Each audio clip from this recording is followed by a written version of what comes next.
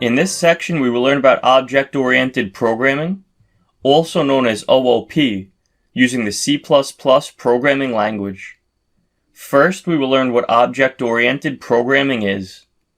Next, we will learn about the 4 pillars of OOP, which are inheritance, abstraction, encapsulation, and polymorphism. After that, we will learn about working with classes in C++.